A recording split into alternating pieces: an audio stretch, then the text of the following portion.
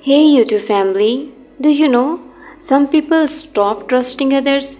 They hesitate to open up, question people's intention, and keep their emotions guarded. From the outside, it seems like they are cold, distant, or overly cautious. But the psychology behind trust issues goes far deeper than simple disappointment.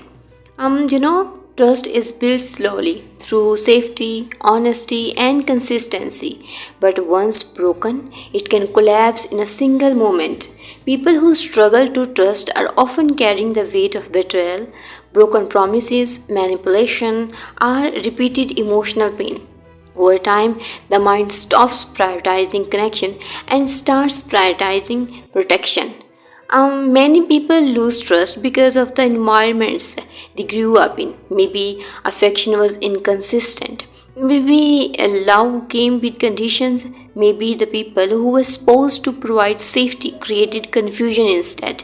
When someone grows up around unpredictability, their brain learns to stay alert rather than feel secure.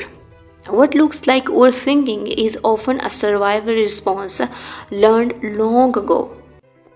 Others stop trusting after experiencing deep emotional wounds, being lied to by someone you believed in, abandoned when you needed support, and manipulated by someone close can leave invisible scars. After enough hurt, vulnerability starts to feel dangerous. It becomes easier to keep emotional distance than risk being broken again. People with trust issues also tend to notice small details others ignore. They pay attention to changes in tone, inconsistent behavior, delayed replies, fake promises, or subtle red flags. To outsiders, this may look like paranoia, but for them, it's a self protection shaped by experience. Sometimes repeated disappointment from friends, family, or relationships teaches a painful lesson.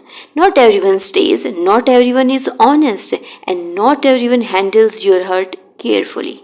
So, instead of trusting easily, they become selective. They observe first, test consistency, and slowly decide who deserve access to their inner world. But losing trust does not mean someone no longer wants a connection. In fact, many people who struggle with the trust secretly crave deep, genuine relationships the most. They simply need reassurance, patience, and proof that safety still exists in human connection.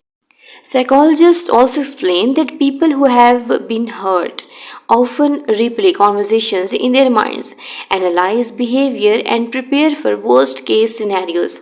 This isn't always insecurity, sometimes it's the brain trying to prevent old pain from happening again. And while trust can be damaged quickly, it can also heal slowly. One honest person, one consistent action, one relationship that feels safe instead of painful can gradually soften walls built over years of disappointment.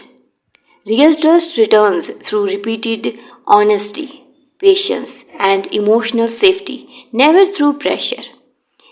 So, if someone takes longer to trust, it doesn't automatically mean they are cold or difficult. Sometimes it simply means life taught them to prevent their hurt carefully. Let me ask you a question. Have you ever caught yourself doubting someone's intentions, overthinking a simple conversation, or emotionally pulling away? Not because you wanted to, but because past experiences taught you that trusting too easily can hurt.